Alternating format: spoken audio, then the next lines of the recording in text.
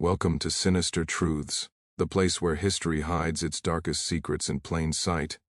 Imagine hanging an innocent-looking portrait of a smiling little boy on your wall, only to discover decades later that this child was born into chains, ripped from his mother, and sold before he could even walk. That's exactly what happened with one forgotten painting. And tonight, we're pulling back the curtain on the horrifying truth it concealed for over 150 years. If you're ready to have your heart broken by history, smash that like button right now, turn on notifications, and drop a comment below telling me which country you're watching from and what time it is there right now. I read every single comment. And if you never want to miss a bone-chilling true story again, hit that red subscribe button and join the Sinister Truths family today. Let's dive in. Before we step into the nightmare that hides behind one of the most deceptive smiles in American history, let me take you back to a quiet afternoon in the spring of 2012, to a low-slung auction gallery tucked away on a side street in Richmond, Virginia, a city that still breathes the ghosts of the Confederacy in every brick and cobblestone. The room smelled of old wood, lemon polish, and the faint mustiness that clings to anything that has spent a century in an attic. Folding chairs had been set out in uneven rows, occupied mostly by local dealers in khakis and tweed, a handful of elderly collectors clutching rolled-up catalogs, and one or two out-of-state pickers hoping to flip something on eBay, and a young couple who had wandered in mostly because the air conditioning felt good on a humid Virginia day. Overhead, a lazy ceiling fan pushed the air around without really cooling anything. Lot 47 was announced in the bored, nasal cadence that auctioneers fall into when they've been at it for hours.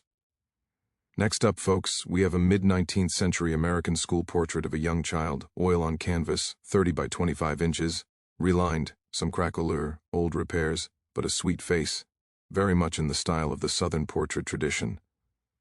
Let's start the bidding at $800. $800 anyone? A small rectangular painting was carried out by a white-gloved assistant and propped on the easel. Under the harsh fluorescent lights it looked almost too perfect, too doll-like. The boy in the portrait couldn't have been more than 4 years old. His skin was porcelain pale with just a hint of rose at the cheeks, his eyes an almost unnatural bright hazel that caught the light like polished glass. Soft brown curls framed his face and spilled over the collar of a rich burgundy velvet suit trimmed in cream lace. One chubby hand rested on a leather-bound book. The other held a single red rose. He was seated on an expensive-looking chair draped with emerald fabric, and behind him, barely suggested in the background, was the hint of a column and draped curtain, the standard props that told 19th century viewers, this child comes from money. The smile was the thing that stopped people mid-breath. It wasn't the stiff, tight-lipped smile you see in most antebellum portraits, where children look like miniature adults who have already been told 100 times to sit still or else. This boy's mouth curved upward in genuine delight, lips slightly parted, as if he had just heard a secret joke or was about to burst into laughter. There was a dimple in his left cheek, and the painter had caught the faintest glint of tiny milk teeth. It was impossible not to smile back at him. A ripple of soft awes moved through the room. Someone whispered, "He looks like a little prince." Another voice answered, "Reminds me of those old Victorian Christmas cards." The auctioneer, sensing interest, perked up. Bidding climbed quickly. 800, 1,000, 1,500, 2,000. A dealer in the back row raised his paddle for 2,500, then 3,000. A woman near the front, wearing pearls and a navy blazer, hesitated, looked at her husband, then nodded. 3,200, 35, 4,000. The hammer finally fell at $4,250 plus buyer's premium to the couple with pearls. A bargain, everyone agreed, for such a charming piece of Southern folk art. After the sale, the painting was carried to the holding area where new owners signed paperwork and arranged shipping. The woman who had won it ran her fingers lightly over the frame, an ornate gilt affair that had been regilded at some point in the 1920s, judging by the slightly brassy tone. "We'll hang it in the nursery when the baby comes," she told her husband. "It feels happy." The husband laughed and kissed the top of her head. "As long as it's not haunted," he joked. Everyone around them chuckled. Nobody noticed the way the boy's painted eyes seemed to follow them as they walked away. The painting spent the next 9 years moving through the normal life cycle of mid-level antiques. The couple displayed it for a while, then stored it when they renovated. Eventually they downsized and consigned it to a regional auction house in Maryland. There it caught the eye of a dealer from Philadelphia, who specialized in early American portraits. He paid $6,000 for it in 2017, hung it in his booth at an antiques show in New York, marked it $12,500, and sold it 6 months later to a collector in Connecticut who loved children in period costume. By this point, the canvas had picked up a few more gallery labels on the back, a couple of condition reports, and a handwritten note in faded ink that read, "Portrait of Master Edmund Carrington, circa 1855, attributed to itinerant artist working in Virginia."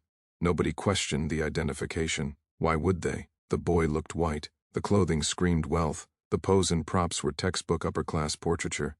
The name Edmund Carrington sounded plausibly aristocratic. The painting had all the signifiers that 19th-century Southern elites used to broadcast status, and 20th-century collectors had been trained to read those signifiers the same way. Velvet suit? Check. Leather-bound book as a symbol of education and refinement? Check. Rose for innocence and beauty? Check. Slight contrapposto in the way he sat, showing off the expensive fabric? Check. It fit perfectly into the narrative everyone already believed about the antebellum South, a gracious, refined world of columned mansions and happy children who never had to worry about anything more serious than which pony to ride that afternoon. Even the condition of the painting helped sell the fantasy. Over the decades, layers of yellowed varnish and centuries of coal smoke and tobacco residue had softened the details into a warm golden haze. The boy's face glowed like something out of a dream. Grime had settled into the cracks of the paint, giving the surface a patina that whispered, "Old, valuable, authentic." Restorers had been careful not to over-clean it, too bright and it would look fake, just clean enough to see that radiant smile, but still sleepy enough to feel like you had discovered buried treasure. The cracks in the paint craquelure formed a delicate web across the canvas like the wrinkles on an old woman's hand, lending gravitas. Everything about it said, "I am exactly what I appear to be." Art historians who examined it during those years wrote short, comfortable paragraphs in auction catalogs. Charming portrait of a young gentleman, Southern school, third quarter 19th century. Exceptionally engaging expression, possibly commemorating a birthday or christening. The rose may indicate the child's nickname or family crest. They compared it to known portraits of children from Charleston, Mobile, and Natchez, boys who grew up to inherit plantations and fight for the Confederacy and have their own statues erected a century later. No one thought to ask why the boy's hands looked slightly too large for his age, or why the lace at his cuff seemed a fraction too pristine compared to the wear on the velvet, or why the book he held had no title on the spine. Those were minor quirks, easily dismissed as the idiosyncrasies of an unknown regional artist. Beneath the varnish, beneath the grime, beneath 160 years of deliberate blindness had accumulated like sediment. Every generation that owned the painting saw what they wanted to see: innocence, privilege, beauty untainted by the horrors happening just beyond the manicured lawn in the background. They saw a little white boy who would never know hunger, who would never be whipped for learning to read, who would never be sold away from his mother before he was old enough to spell his own name. They saw everything the South wanted the world to believe about itself, and nothing that might force them to question that myth. And the boy in the portrait kept smiling. He smiled when he was sold for $4,000 in Virginia. He smiled when he was priced at $12,000 in New York. He smiled when he hung above a fireplace in Connecticut, while the new owners toasted with champagne. He smiled through every dinner party where guests complimented his sweet little face and asked if he was an ancestor. He smiled while the world patted itself on the back for finding him charming, because that was what he had been painted to do. That smile wasn't joy. It wasn't even happiness. It was marketing. It was the single most brutal lie ever brushed onto canvas in the name of profit, and for 150 years it worked perfectly. It convinced judges and scholars, collectors and curators, mothers and decorators that they were looking at privilege incarnate. Until one day in 2021, when a conservator in a quiet studio in Washington, D.C., began the slow, careful process of removing those protective layers of grime and lies, one microscopic swab at a time. But that part of the story comes later. For now, the portrait still belonged to the fantasy. It was still just a painting of a smiling boy, a little prince in velvet, a child who everyone agreed must have lived a golden life in a world that no longer existed. And the smile never wavered, not once. Not even when the truth began to bleed through the cracks. The painting arrived at the conservation studio on a gray Tuesday morning in February 2021, wrapped in acid-free tissue and cradled inside a custom crate that smelled faintly of cedar and the previous owner's lavender sachets. It was booked in under the nondescript inventory number NMHE 2021.117 because no one at the Smithsonian's National Museum of African American History and Culture yet realized what they had. The referral had come through a circuitous route. A Connecticut collector had decided to donate a portion of his collection for a tax write-off. An appraiser had flagged the portrait as possibly of interest because of its unusually engaging expression, and a junior curator doing routine intake had noticed that the back of the canvas bore an old wax seal that looked suspiciously like the mark used by a known Alabama plantation family. Still, expectations were low. At most, they thought they might be looking at a minor work by a traveling artist who had passed through the Deep South in the 1850s. Routine cleaning, basic stabilization, maybe a new stretcher, and then into storage with the thousands of other antebellum portraits the museum already owned. The conservator assigned to the project was Dr. Elena Marquez, a woman in her late 30s with a reputation for almost supernatural patience and eyes that could spot a flake of retouching from across the room. She had spent the last decade coaxing secrets out of canvases that everyone else had written off as unimportant, a landscape that turned out to hide a lynching in the background, a still life whose flowers had been painted over a wanted poster for an escaped slave, a family portrait where the black nursemaid, standing in the shadows, had been carefully erased in the 1920s. Elena didn't believe in innocent paintings anymore. She believed in layers. She began, as she always did, with the simplest, least invasive step, examination under natural daylight. She carried the portrait to the tall north-facing windows of the lab and propped it on a foam wedge, and just looked. For 20 silent minutes she circled it, tilting it, squinting, letting her eyes adjust to every nuance of shadow and glare. Something felt wrong immediately. The varnish was too yellow, too thick, as if someone in the early 20th century had slathered on an extra coats to warm up the tones. The craquelure pattern was inconsistent.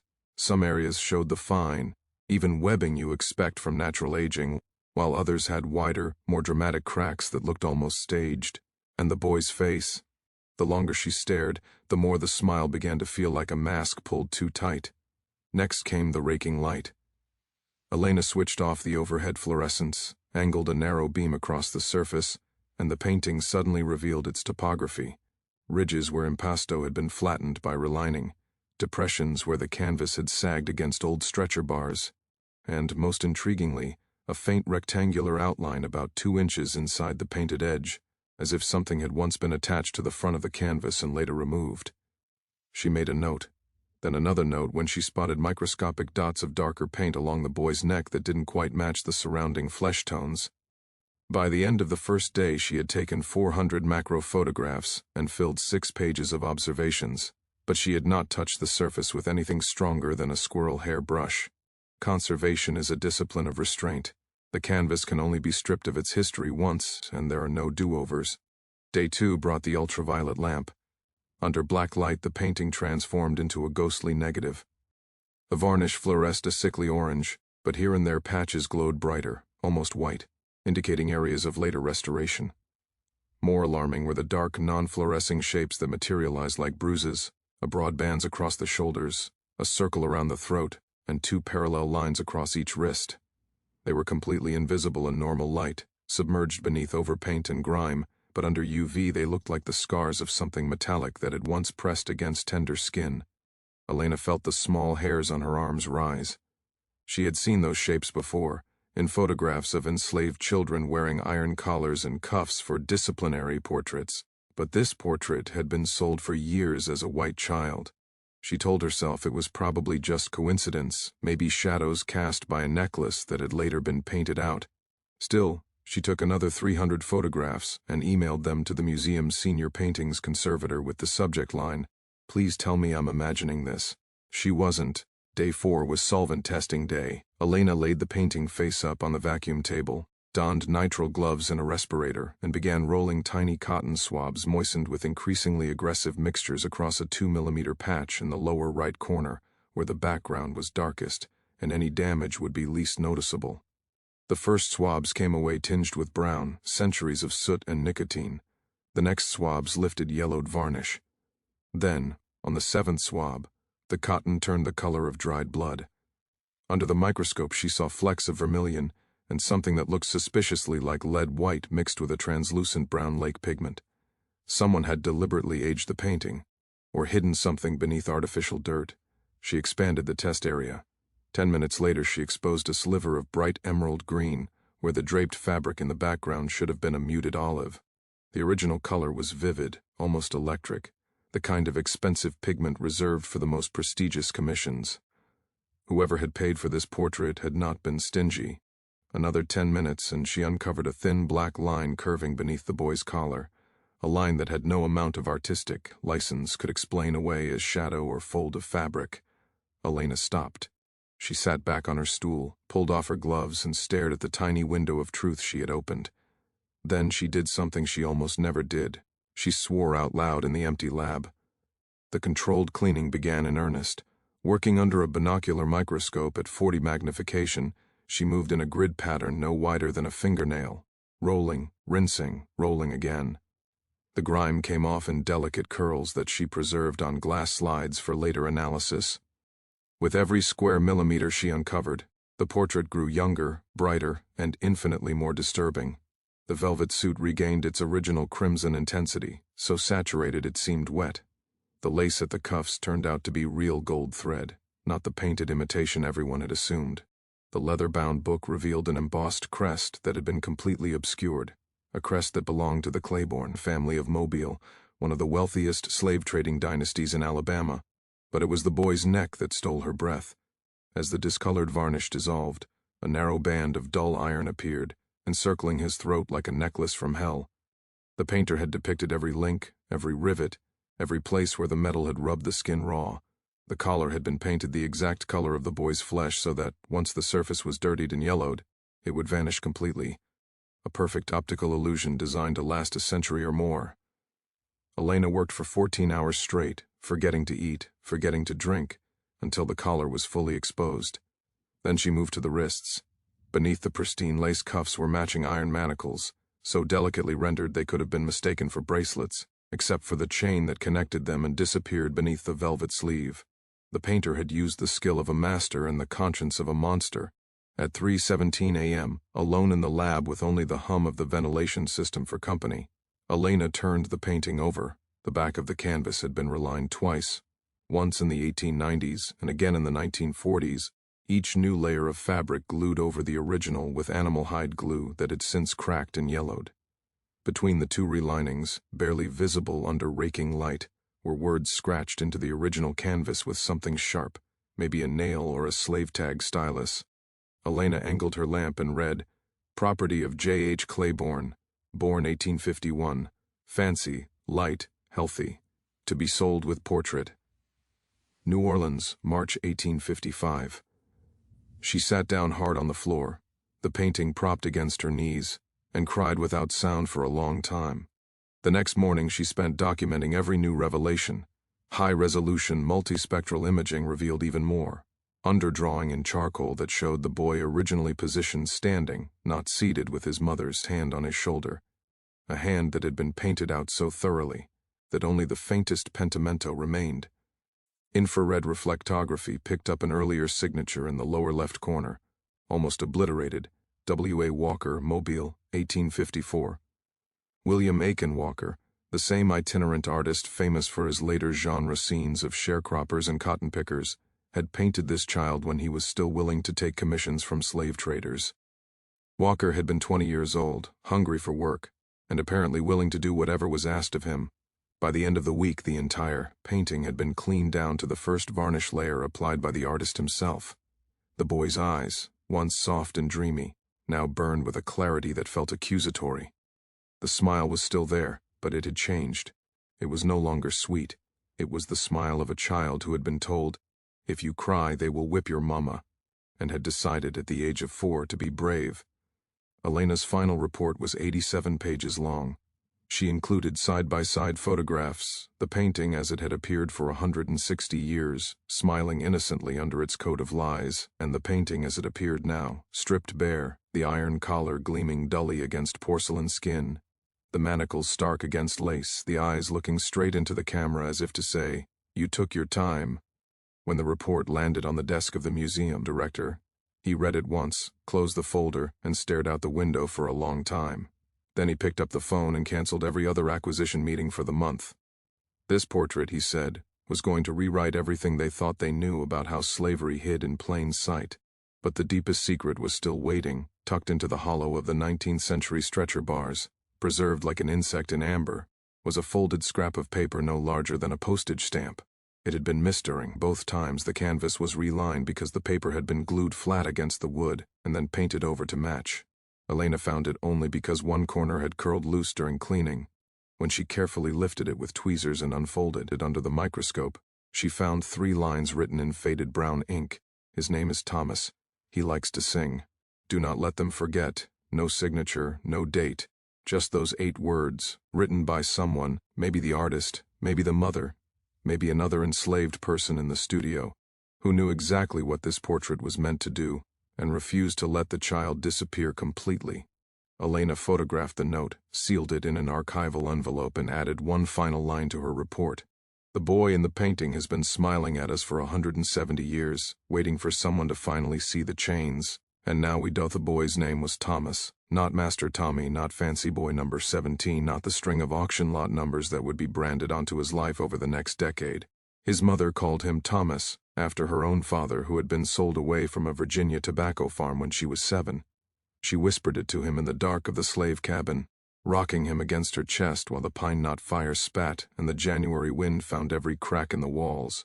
Thomas, a Bible name, a free name, a name that belonged to a person, not property.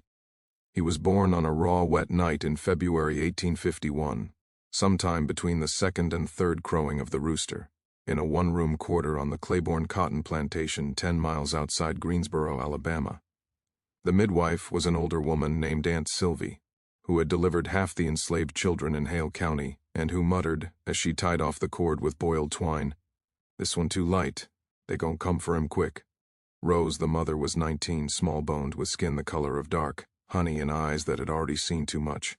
She had been brought to the Claiborne place 2 years earlier from a rice plantation on the PD River in South Carolina, sold away from her own mother for the crime of being pretty.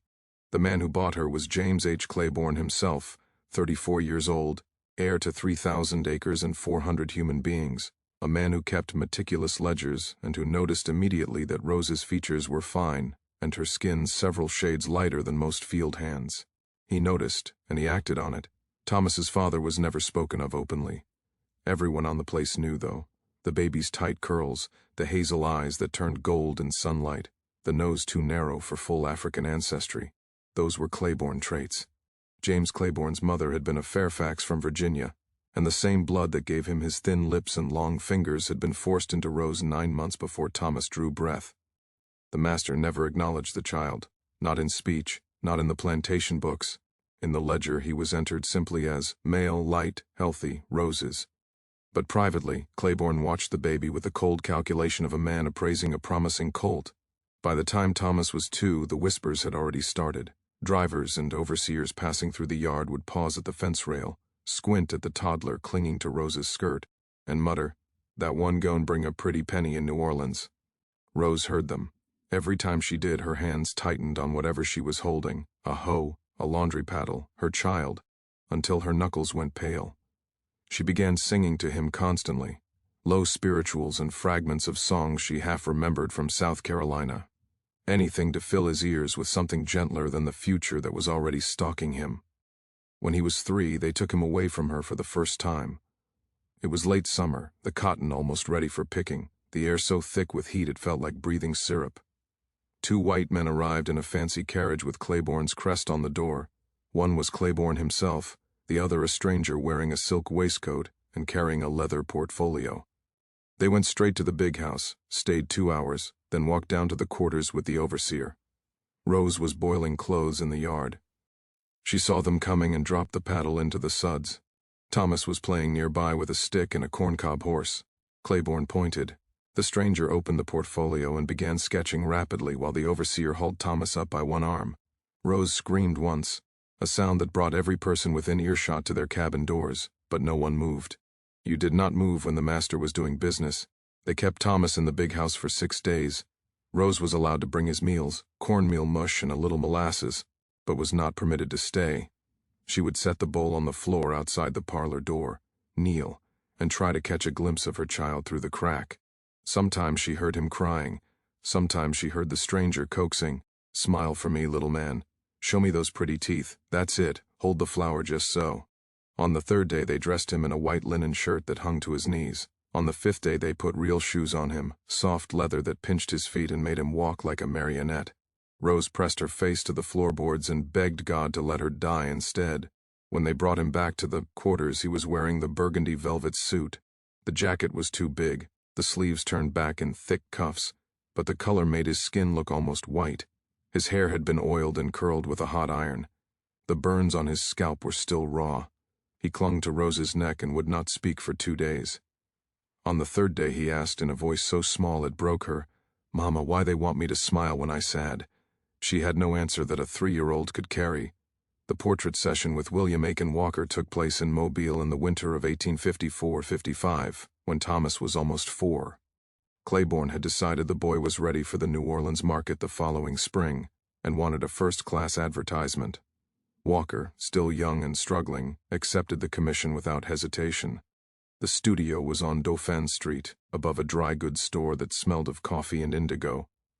For 3 weeks, Thomas was kept in a room behind the studio, fed well, bathed daily, and taught to sit still for hours at a time. Walker worked quickly, racing against the child's limited patience and Claiborne's impatience. He painted the velvet suit from a bolt of cloth Claiborne provided. The lace was real, imported from France. The rose was replaced daily so it would always look fresh.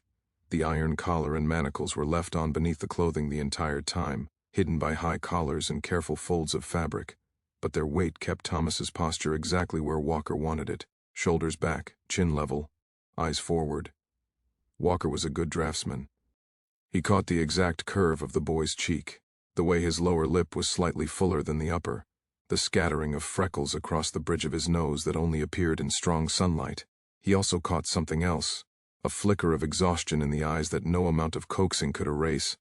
The man who bought him was Etienne Rousseau, a sugar planter from St. James Parish, Louisiana. Rousseau renamed him Jupiter because he said the boy had eyes like planets. He was carried upriver in the hold of a steamboat, chained below decks with 20 other new purchases. Somewhere near Donaldsonville, the cowrie shell slipped through a crack in the planking and was lost to the Mississippi. Thomas, now Jupiter, never saw his mother again. Rose was sold herself the following year to a plantation in Texas and died of cholera in 1859. She was 27 years old. Her body was buried in an unmarked grave beside the Brazos River, but the portrait lived on. It traveled with Rousseau to Louisiana, hung in the dining room of Belle Rive Plantation, where it was admired by guests who never guessed the truth. After the Civil War, it was sold as part of the bankrupt estate, bought by a Union officer who thought the boy looked like his dead son. It passed through attics and auction houses and private collections, smiling sweetly, hiding its chains beneath 160 years of grime and forgetting, until the day Elena Marquez rolled the first solvent swab across the canvas and the iron collar began to gleam again. Thomas's descendants, people who carry his cheekbones and his hazel eyes, still live in Louisiana and Mississippi. They did not know his story until 2023. When a genealogist working with the Smithsonian matched their DNA to the boy in the portrait. When they were invited to Washington to see it for the first time, his great-great-granddaughter, a woman named Latoya Williams, stood in front of the painting for a long time without speaking. Then she reached out and touched the canvas, very gently, right over the place where the collar would have pressed against his throat. "He's still smilin'," she said, voice cracking. "After everything they did to him, he's still smilin'. That ain't weakness, that's power." And for the first time in 170 years, Thomas's smile looked like what it had always been. Not an advertisement, not a lie. A promise that one day someone would finally see him. The steamboat Princess nosed into the landing at Belle Rive Plantation just after sunrise on a morning so still the river looked like polished glass.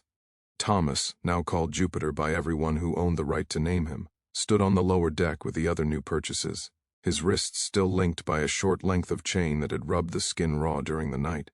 The air smelled of wet earth, cane smoke, and something sweet rotting he could not yet identify. Etienne Rousseau was waiting on the levee in a white linen suit and Panama hat. smoking a thin cigar flanked by an overseer named Thibodeau who carried a coiled whip the way other men carried walking sticks. Rousseau did not speak to the child directly. He simply nodded once at Thibodeau, and the overseer cut the chain between Thomas's cuffs with a pair of heavy shears, leaving the iron bracelets themselves locked in place. "Houseboy," Rousseau said as if tasting the words, "we'll see." They marched the new people up the shell road between rows of slave cabins that looked, to Thomas's exhausted eyes, exactly like the ones he had left behind in Alabama, only larger and newer. The only difference was the silence. No children ran out to stare. No dogs barked. Even the chickens seemed to move quietly. Later he would learn that Belle Reve had a reputation. People sent here either broke quickly or died trying not to. Thomas was taken first to the laundry yard behind the kitchen, stripped, scrubbed with lye soap until his skin burned, then doused with a bucket of cold water that made him gasp so hard he thought his chest would crack. An older woman named Tante Marie, who had a long scar from ear to collarbone, rubbed hog fat into the sores on his wrists and told him in French patois, "You keep your eyes down and your mouth sweet, petit garçon. That's how you live long enough to hate them proper." She dressed him in a clean Osnaburg shirt that reached his knees and nothing else. The velvet suit, the lace, the single remaining shoe, everything from the portrait was gone, folded away into a trunk that would eventually find its way back to Rousseau's attic, and a century later, to auction houses and private collections still carrying the faint scent of river water and terror. For the first year Thomas lived in the big house itself, sleeping on a pallet outside Madame Rousseau's dressing room door like a dog. His duties were simple but endless: carry fans, fill water pitchers, stand motionless holding a silver tray of lemonade, while the family played cards in the sweltering afternoons, followed the youngest Rousseau daughter, Camille, aged 6, wherever she went so she would never be without someone to blame if she spilled something or tore her dress. Camille called him my Jupiter and liked to twist his ears when no one was looking. Once, when he flinched, she slapped him so hard his lip split. Madame Rousseau watched from her rocking chair, smiled thinly, and said, "He'll learn." He did. After that he never flinched again, not where they could see. Rousseau was not a screamer like some planters Thomas had heard about. He preferred silence. When he was displeased, he simply looked at a person until they began to tremble, then he walked away. The trembling was punishment enough, but he was meticulous. Every evening he sat at a mahogany desk in the library and wrote in a ledger bound in red Morocco leather the weight of cane ground that day, the number of barrels of sugar shipped, the cost of feed, the price paid for each new human being, and in the margin, small notes about behavior. Against Thomas's name the first entry read, "Light fancy 1250, healthy, quick to smile when prompted." The second entry 3 weeks later, "Still wets the bed. Have Tante Marie switch him." The third, 2 months after that, "Smile less mechanical, useful." Thomas learned the house the way a rat learns a trap. Every loose floorboard, every back stair that did not creak, every key that hung on the rack in the butler's pantry.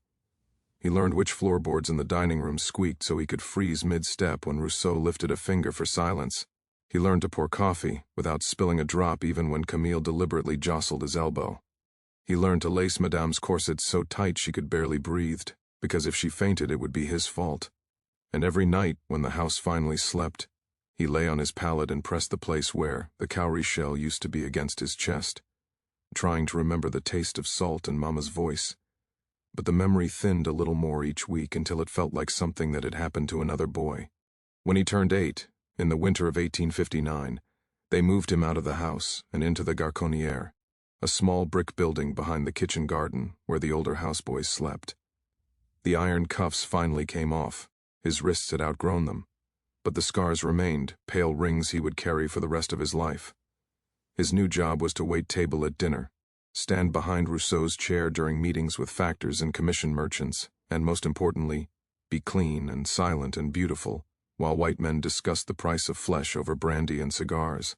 Sometimes a guest would reach out and pinch his cheek or run a thumb across his curls and say, "Fine stock, Rousseau. You breed him yourself?"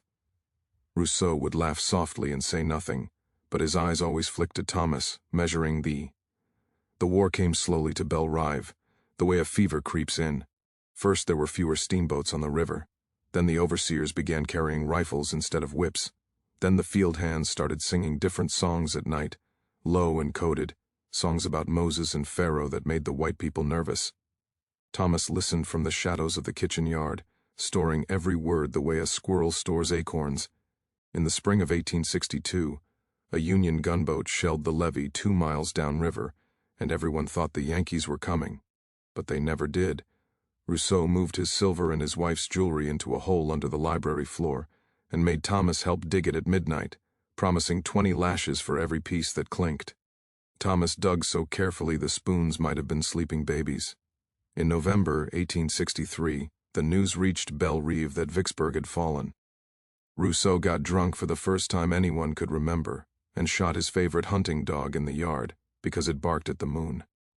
The next morning, he ordered every enslaved person over 12 lined up in front of the sugar house and told them that if any one of them tried to run, he would burn the quarters to the ground with the children inside. Thomas was 12 by then, tall for his age, and he stood in the back row watching Rousseau's hands shake as he reloaded the pistol. That was the moment he understood the man was afraid. Freedom, when it finally came, arrived without trumpets. One morning in June 1865, a column of blue-coated soldiers rode up the Shell Road led by a captain with a red beard and tired eyes. Rousseau met them on the gallery in his dressing gown, still holding the red ledger. The captain read from a paper declaring all persons held as slaves immediately and forever free, then asked politely if Monsieur Rousseau required assistance burying his dog. Rousseau went inside, locked the library door, and shot himself through the mouth. The sound was not loud. Thomas was polishing silver in the pantry, and thought at first someone had dropped a tray. After that, everything unraveled quickly. The soldiers took the horses and the mules and most of the food. Madame Rousseau and Camille left for New Orleans with 2 trunks and no servants. The field hands walked off the place singing. Thomas stayed. He had nowhere to go and no way to get there. For 3 months Belle Reve stood half empty, windows broken, weeds growing through the brick walks, while Thomas lived in the big house alone, eating from the pantry and sleeping in Rousseau's bed because it was the softest thing he had ever touched. Eventually, a Freedmen's Bureau agent found him there, a thin black man from Ohio who wore spectacles and spoke softly. He wrote Thomas's name in a ledger of his own. Thomas Claiborne, age 14, orphan, literate because Tante Marie had risked her life teaching him letters by candlelight, and told him he could take the Rousseau surname if he wanted, or any name at all. Thomas thought for a long time.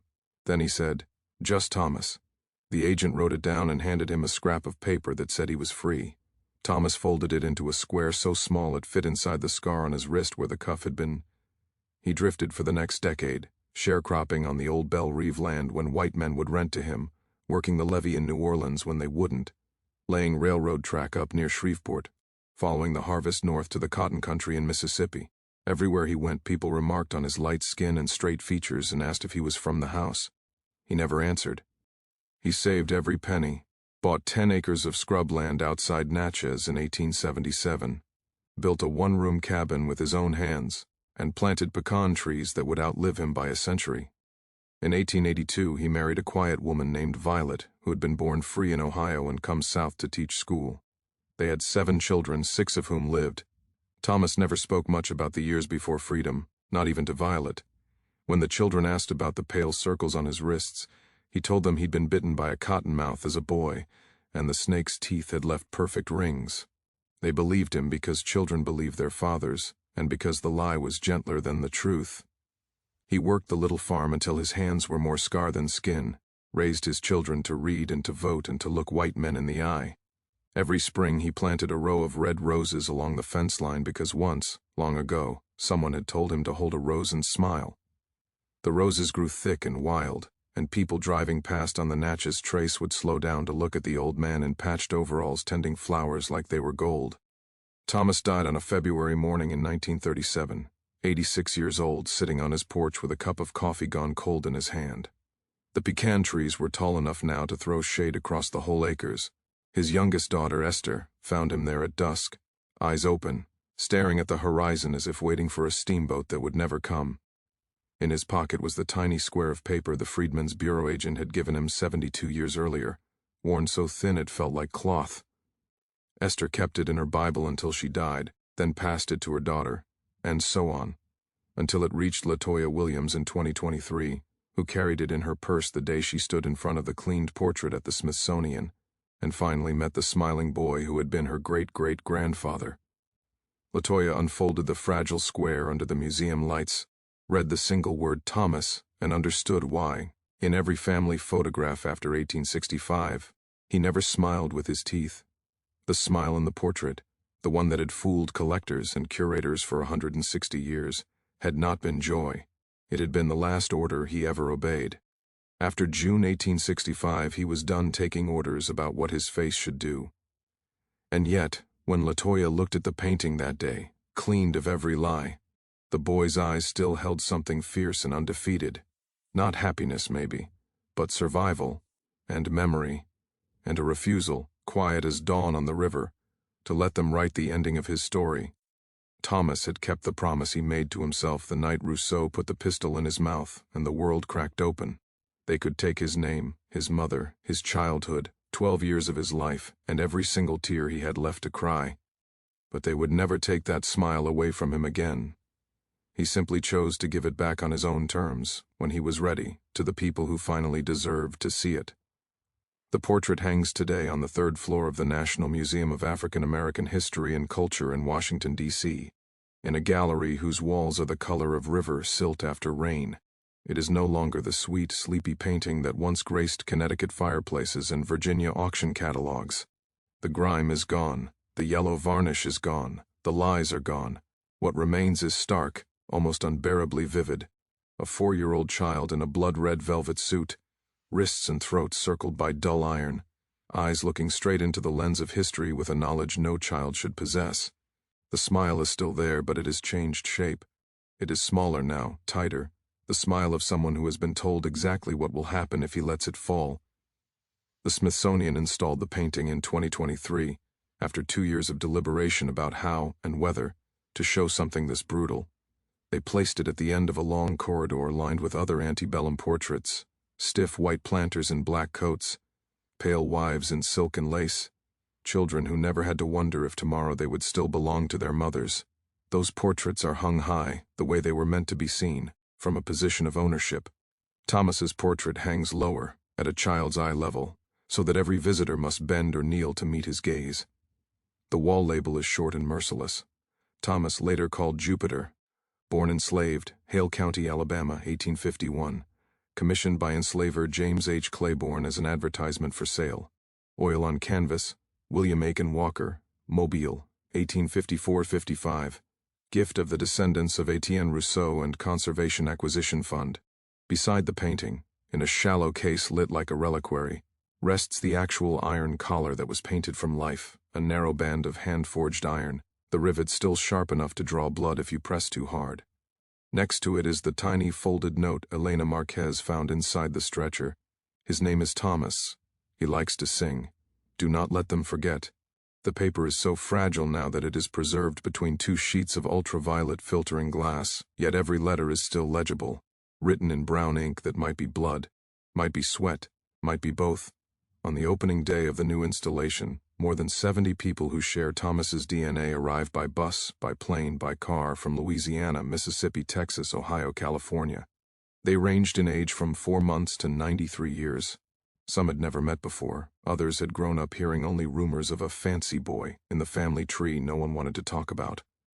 They gathered in the gallery at 10 in the morning, when the museum was still closed to the public, and stood in a loose semicircle, while Latoya Williams, great-great-granddaughter, school principal, keeper of the Warren Freedman's bureau paper, read the names of every ancestor she could trace back to Thomas and Rose.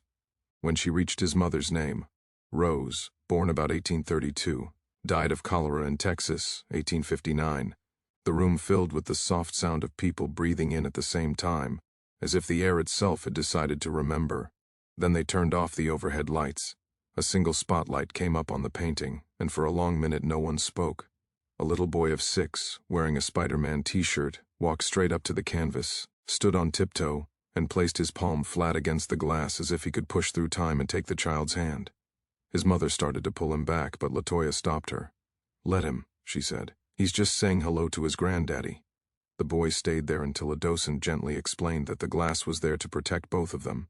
He nodded solemnly, then turned to the rest of the family and announced, loud enough for everyone to hear, "He looks like my daddy when he was little." Several people laughed through sudden tears. Later, when the museum opened to the public, the gallery filled quickly.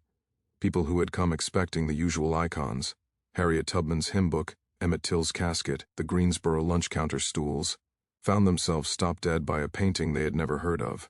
They read the label, looked at the collar, read the note, and then stood in front of Thomas for a long time. Some cried openly. Some took photographs, hands shaking. One white woman in her 70s clothing stood so long her daughter finally touched her elbow and whispered, "Mom, are you okay?" The woman answered, voice cracking, "I grew up with a painting just like this in my grandmother's dining room. Same velvet suit, same rose, I never knew." Within a week, the museum had to assign extra guards to the gallery full-time, not because anyone was misbehaving, but because visitors kept reaching out to touch the canvas, as if the boy might feel their fingertips across the centuries and know he was no longer alone. Security reported that the most common phrase overheard was some variation of, "I'm sorry." Sometimes it was whispered, sometimes sobbed, sometimes spoken in languages the guards did not recognize but whose meaning was unmistakable.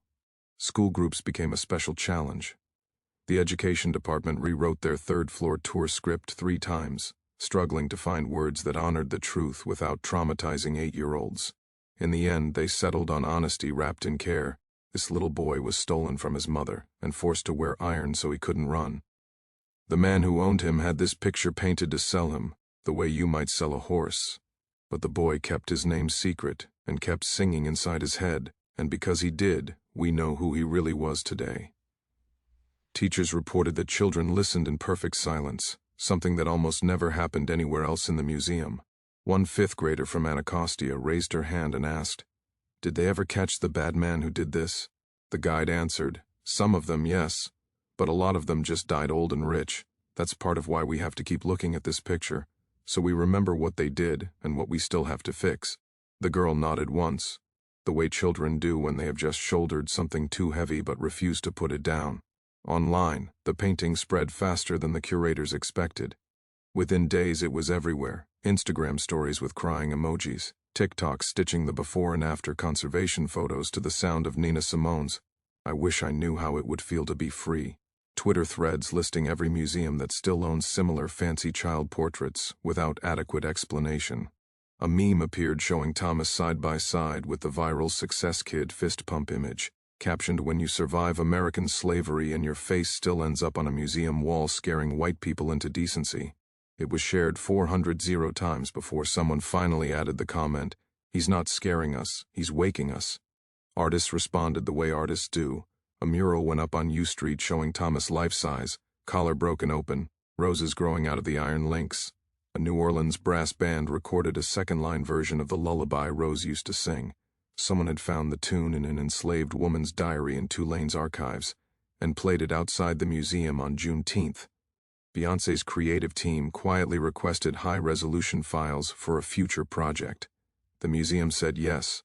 Conservative commentators predictably called the display divisive, accused the Smithsonian of race-baiting with dead children, claimed the collar was a forgery, insisted the entire story was woke propaganda. The museum posted the conservation report: 87 pages, 400 macro photographs, spectral imaging charts, and let the science speak. The critics went quiet, or moved on to new outrage. Inside the gallery itself, something quieter was happening. Visitors began leaving things. First it was notes slipped into the comment box: "Thank you for surviving so I could exist. I will teach my sons your real name." Then flowers appeared. Single red roses laid at the base of the frame every morning before opening. Even though the museum has no flower shop and no one saw who brought them, the staff stopped removing them. Instead, they replaced the water every night and let the petals fall where they would until the carpet looked like a garden after battle. Someone left a tiny cowrie shell. Someone else left a child's drawing of a boy with wings made of iron that had turned into butterflies. A 90-year-old veteran in a purple heart cap left his challenge coin. By the end of the first year, the museum had filled 3 archival boxes with offerings. They created a 4th. The roses became a ritual. Every Friday at closing time, a museum employee gathers whatever fresh ones remain, wraps them in damp paper towels and plastic, and drives them to the cemetery in Natchez where Thomas and Violet lie side by side under a pecan tree. The groundskeeper there, a descendant himself, places the flowers on the grave and waters them from a tin bucket that once belonged to his great-aunt Esther. He says the roses last longer than any others, sometimes weeks past when they should have withered. Back in the gallery, the light over the painting is kept low to protect the pigments, but never so low that you can't see Thomas's eyes. On slow weekday afternoons, when the crowds thin out, the guards say you can hear him if you stand still enough, the faintest thread of melody, 3 notes repeating like a heartbeat.